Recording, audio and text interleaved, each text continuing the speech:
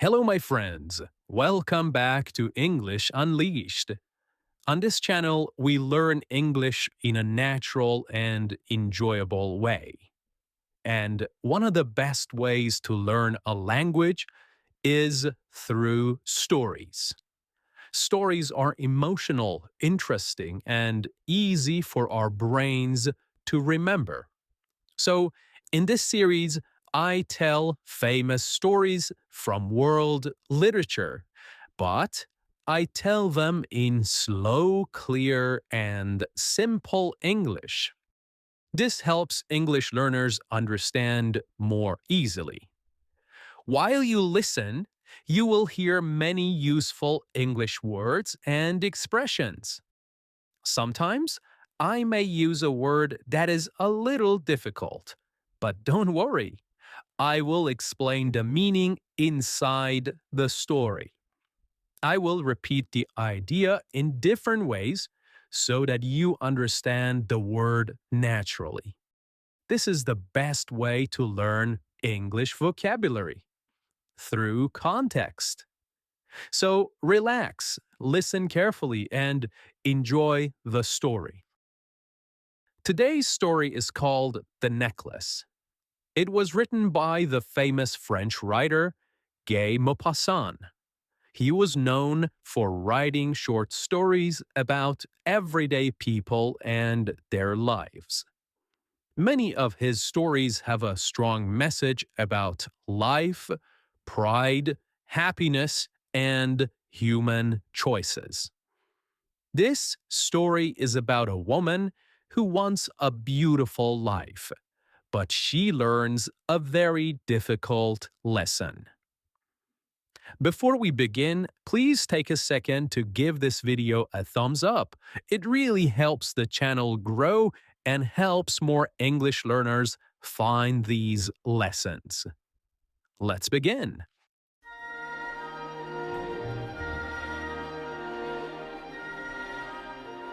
Many years ago, in the city of Paris, there lived a young woman named Mathilde Loisel. Mathilde was a very beautiful woman.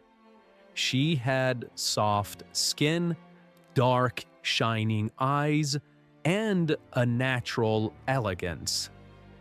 The word elegance means a kind of simple beauty and grace.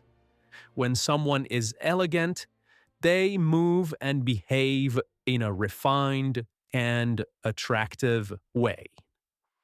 Mathilde had this natural elegance, but she did not have something she wanted very much. She did not have wealth.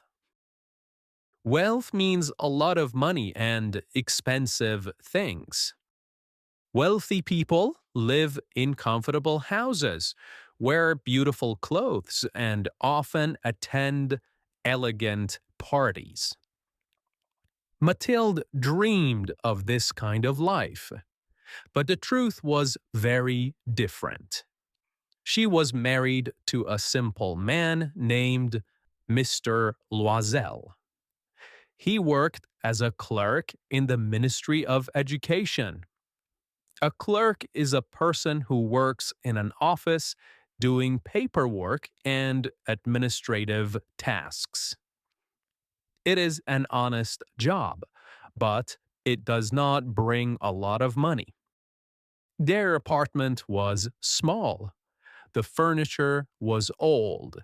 The walls were plain. The curtains were simple. Nothing in their home felt luxurious. The word luxurious describes something rich, expensive, and very comfortable. And this made Mathilde very unhappy. She believed she had been born for a better life. Every day, she imagined beautiful things. She imagined large, elegant rooms with shining chandeliers. A chandelier is a large decorative light that hangs from the ceiling, often made of glass crystals.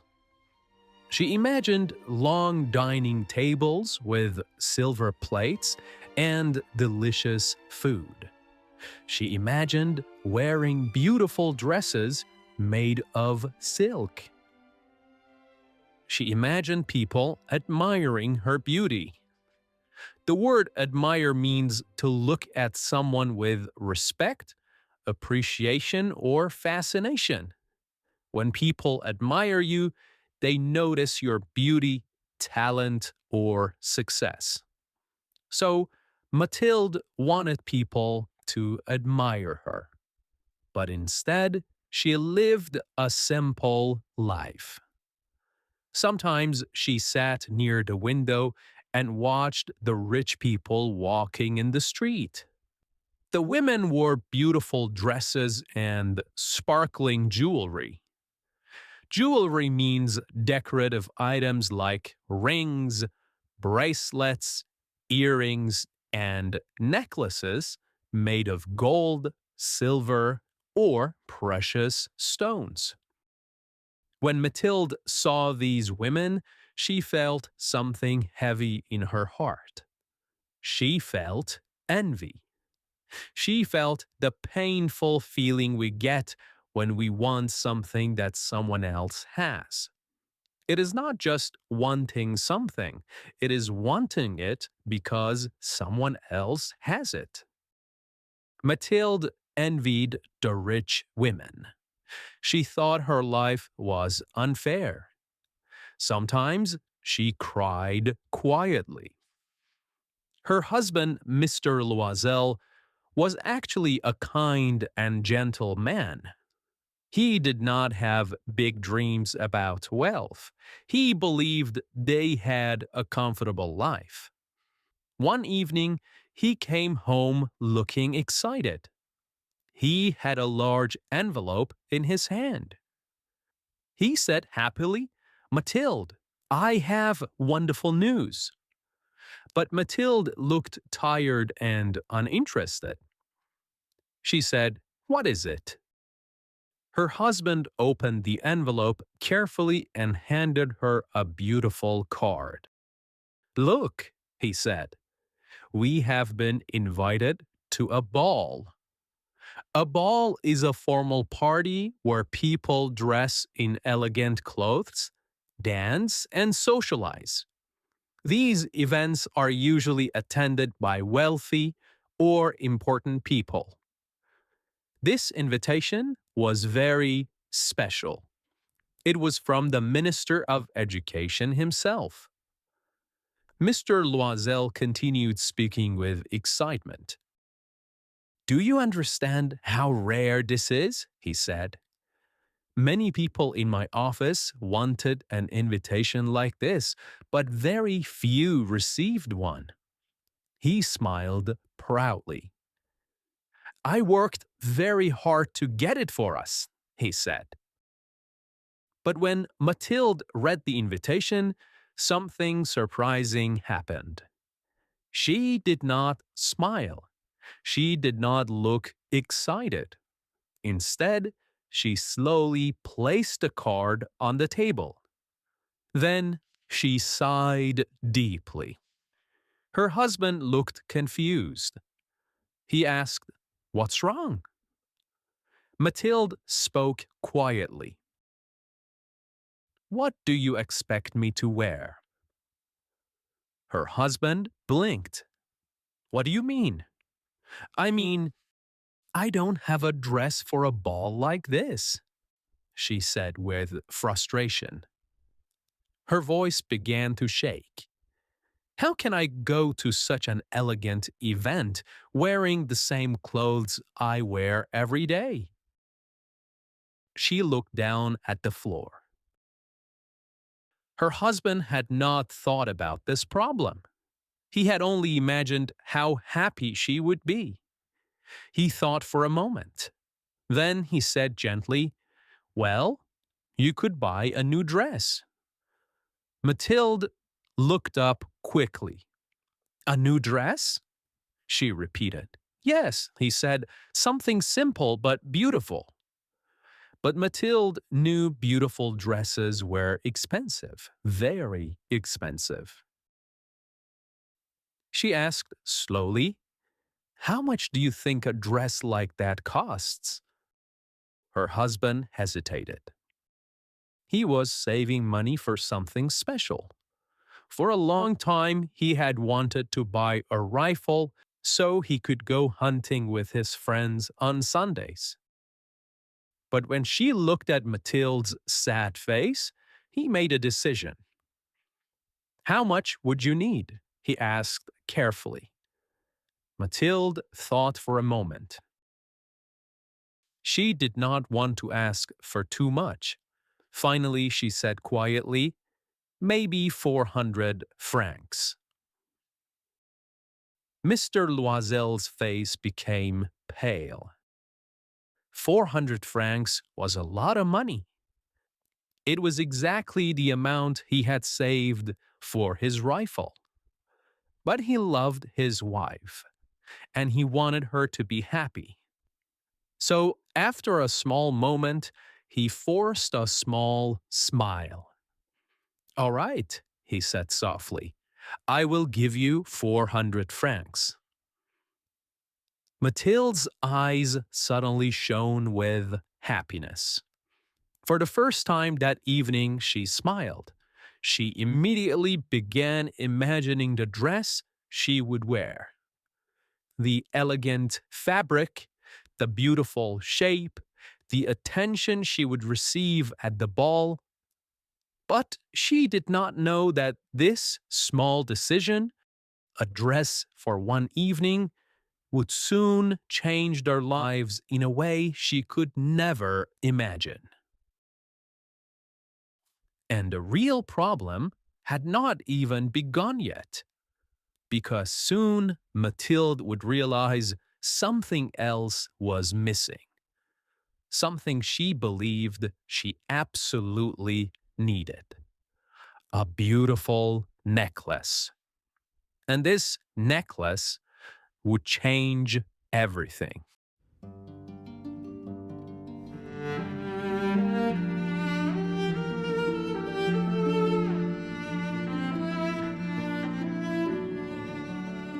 So, after Mathilde received the money for the dress, she became much happier. For several days, she visited shops in Paris, looking carefully at different fabrics, colors, and styles. She wanted the dress to be beautiful, but also elegant and simple. Finally, she found one that she loved. It was graceful, soft, and flattering. The word flattering means that something makes a person look more beautiful or attractive. When Mathilde tried on the dress, she felt excited. She imagined entering the ballroom. She imagined people turning their heads to look at her. For the first time in a long time, she felt hopeful. Her husband was pleased to see her smiling again. He believed the problem was solved. But one evening, as the date of the ball came closer, he noticed something strange. Mathilde looked worried again. She sat quietly near the window and stared outside. Mr. Loisel asked, "What is the matter now?" Mathilde sighed. "I have nothing to wear on my neck. No jewelry, not even a single piece." Mathilde continued speaking. "If I go to the ball like this, I will look poor. Everyone will see immediately that I have nothing beautiful." Her husband tried to comfort her. "Well," he said, "you could wear flowers." "Flowers?" Mathilde repeated. "Yes," he said, "fresh flowers.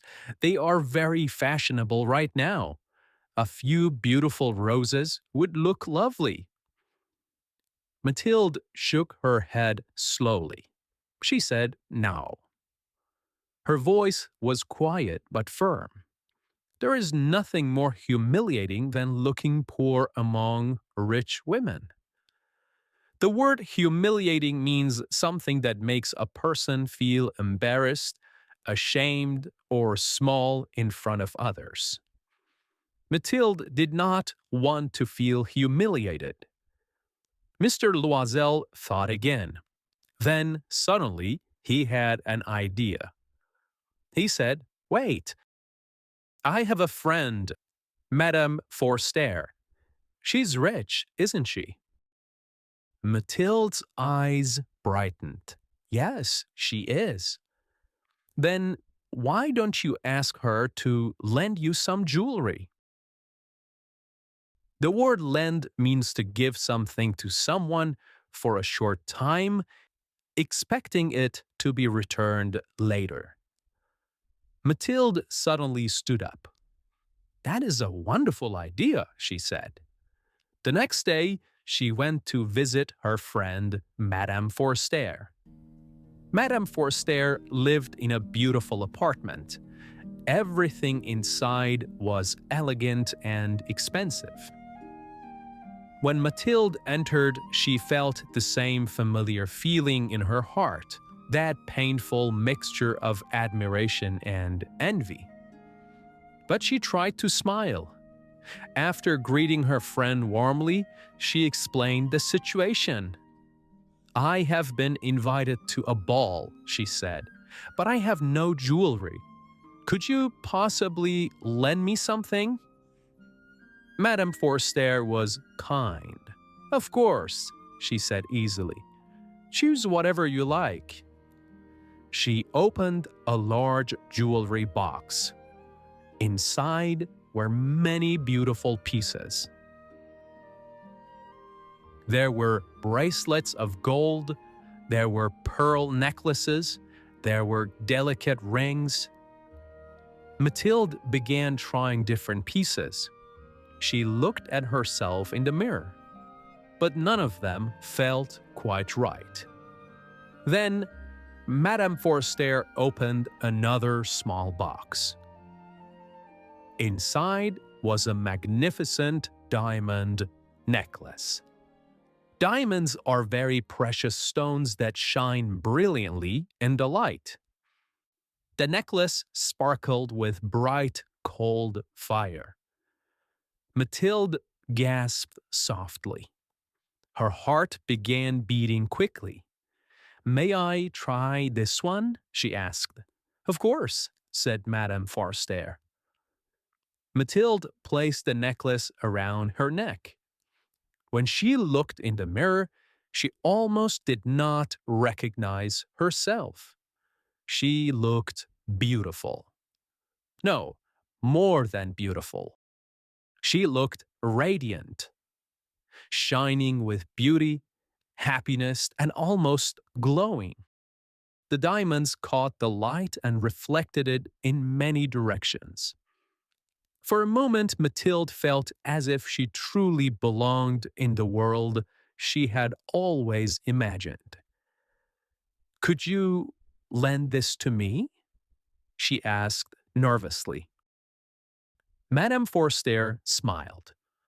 "Certainly." Mathilde embraced her friend with gratitude. She thanked her again and again. Then she carefully carried the necklace home.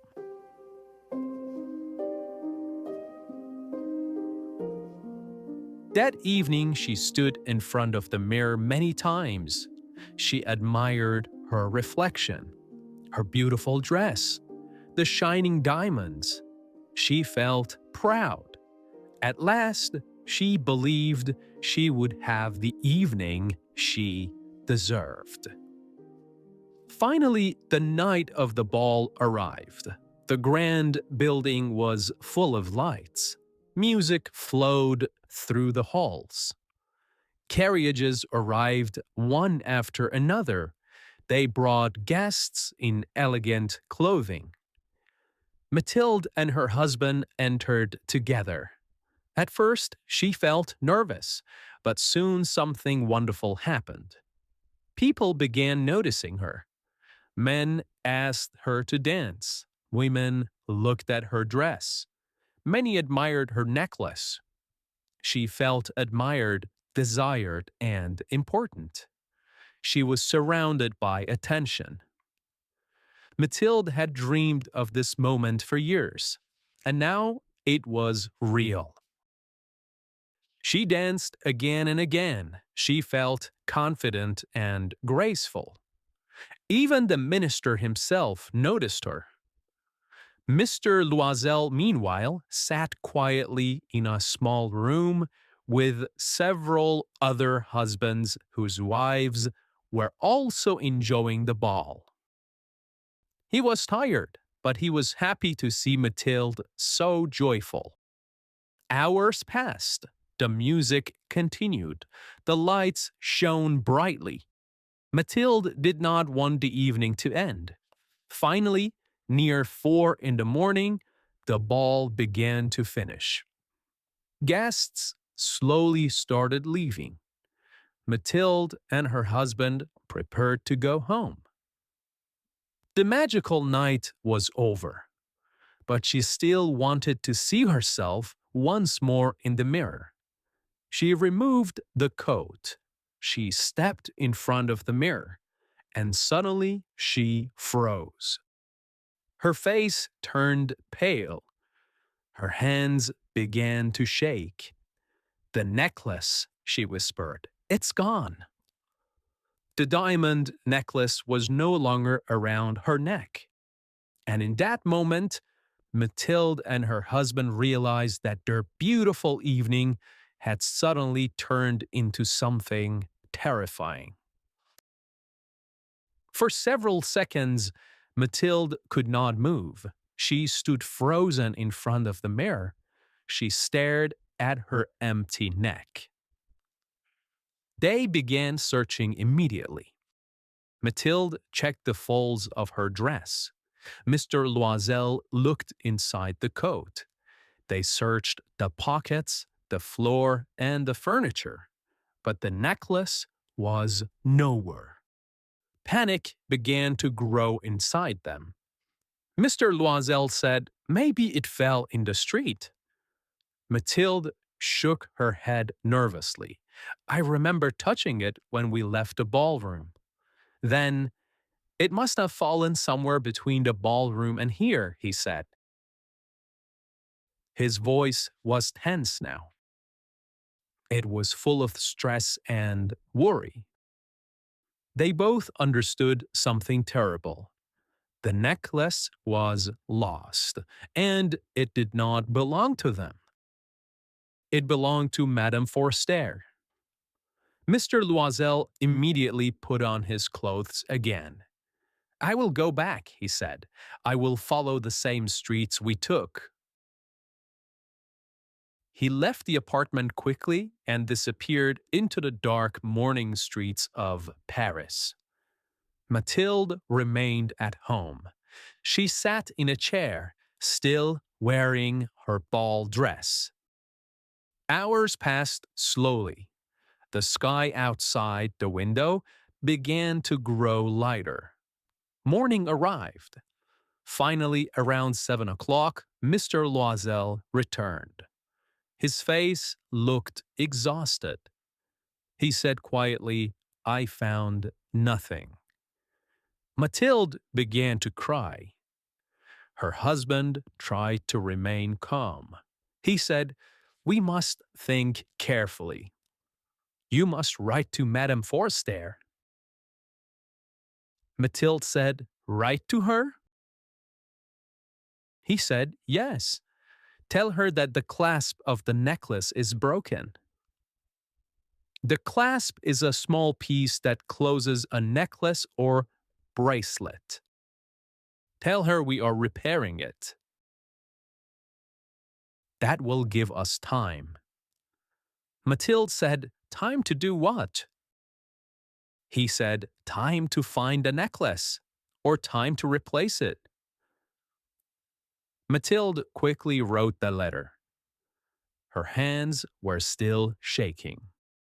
They needed to replace the necklace. The next day, they went to the jewelry shops of Paris. They visited one store after another. They described the necklace carefully. A diamond necklace, elegant, shining with a delicate design. Finally, in one shop, they found something similar. Very similar.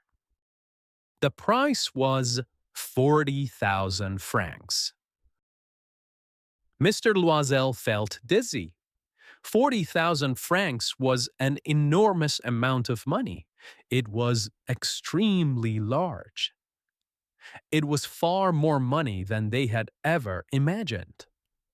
After speaking with the shop owner, they negotiated. To negotiate means to discuss something in order to reach an agreement. Finally, the price was lowered to 36,000 francs. But even that amount was impossible for them. Mr. Loisel had some savings left by his father, about 18,000 francs. But the rest, the other 18,000, they would need to borrow. And borrowing money can be dangerous. They had to return it with interest. He spoke with moneylenders. Some people gave him small amounts. Others demanded high interest. But he had no choice. He signed many papers. He made many promises. He accepted terrible financial conditions. Finally, after many painful days, he collected enough money. 36,000 francs. They bought the replacement necklace. Then she went to visit Madame Forster. Her heart was beating loudly. She was afraid her friend would notice something. When Madame Forster opened the door, Mathilde forced herself to remain calm. She handed the box to her friend. "Here is your necklace," she said. Madame Forster opened the box. She looked at the necklace briefly. Then she placed it back in the box. She did not examine it closely. She did not notice the difference. But she did say something that made Mathilde nervous. "You should have returned it sooner," Madame Forster said. "I might have needed it." Mathilde nodded quickly. "Yes, of course." Then she left. The secret was safe. Very soon, the Loisels' life changed completely. They now had a huge debt. They dismissed their servant.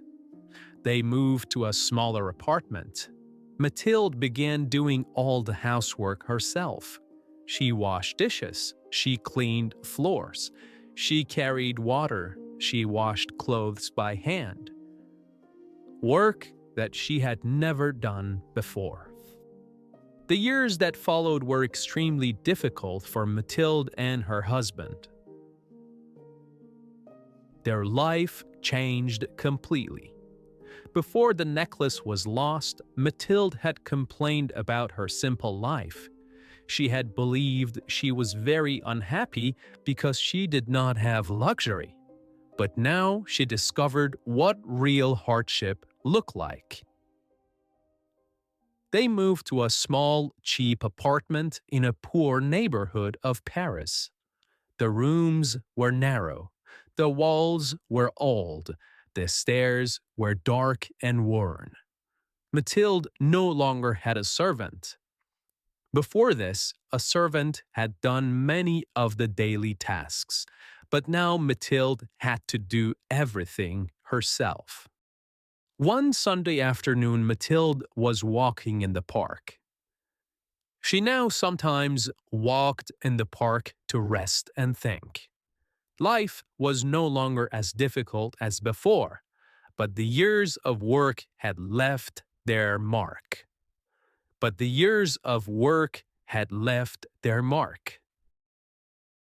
As she walked along the path, she suddenly noticed a familiar face.